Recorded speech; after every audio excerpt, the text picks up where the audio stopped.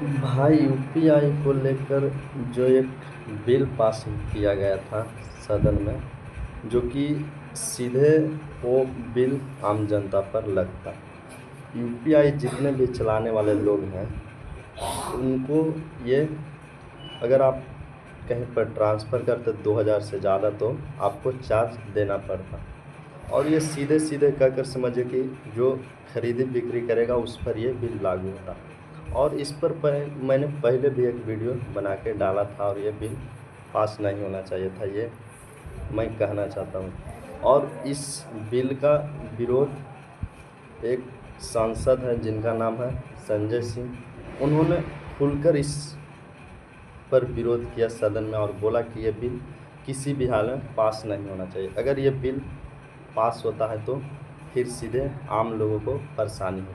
पहले उनका आप ये बयान सुनिए। इस बिल के विरोध में अपनी बात कहने के लिए खड़ा हुआ हूं और इस बिल का विरोध इसलिए कर रहा हूं कि आप इस बिल को अगर एक लाइन में कहना चाहें तो लौट के बुद्धू घर को आए वाला बिल है ये। माननीय, पहले आपने कहा डिजिटल इंडिया होना चाहिए, सारा व्यापार डिजिटली करिए, छोटे छोटे पेमेंट आप डिजिटली करिए। प्रधानमंत्री जी गर्व से कहते हैं वो चाय वाले हैं, लेकिन इस बिल के माध्यम से चाय वाला, सब्जी वाला, समोसे वाला, ठेले वाला, ऑटो वाला, टैक्सी वाला, रिक्शा वाला, सबका व्यापार आप चौपट कर रहे हैं। क्या कह रहे हैं आप इस बिल के अंदर? आप इस बिल में कह रहे हैं कि यूपीआई से जब आप पेमेंट करेंगे तो जो व्यापारी होगा, जो व्यापार कर रहा होगा, जिसके खाते में आप पैसा डालेंगे उसके ऊपर हम टैक्स लगाएंगे। क्यों लगाएंगे आप टैक्स? छोटे छोटे व्यापार, सब्जी वाले पे, चाय वाले पे आप अतिरिक्त भार डालने जा रहे हैं। अगर मान लीजिए आप उनके ऊपर भार डालने जा रहे हैं, वो किसी उपभोक्ता का रिश्तेदार तो है नहीं मान्यवर, घुमा फिरा के वो अपने सामानों का दाम बढ़ाएगा, जिसका खामियाजा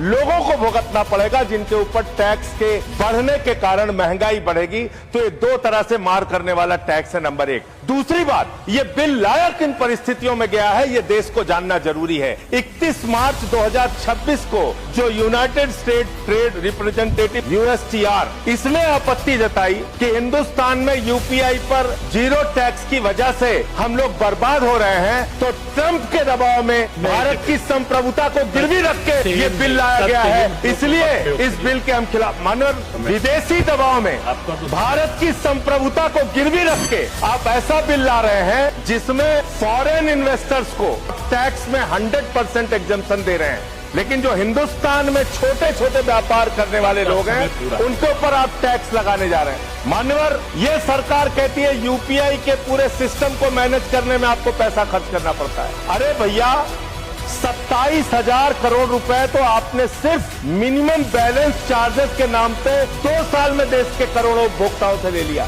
तो इसलिए मैं आपके माध्यम से कहना चाहता हूं सरकार से, ये बिल इस देश के आम आदमी के खिलाफ है, छोटे व्यापारियों के खिलाफ है। इस बिल के विरोध में अपनी बात कहते हुए अनुरोध करूंगा कि इसको वापस लिया जाए। ये संजय सिंह एक सांसद हैं जो कि हमेशा गलत के खिलाफ ही रहता है, चाहे वो किसी भी पार्टी का हो। अभी सरकार इस देश में बीजेपी की है और बीजेपी जो गलत करता है ना उसका खुलकर विरोध करते हैं। और वो बोलते हैं कि अगर मैं अकेले भी रहूँगा ना फिर भी लड़ूंगा तुमसे। और वो उन्होंने वीडियो में बोला कि ये बिल अमेरिका के दबाव में आकर पास कराया गया है।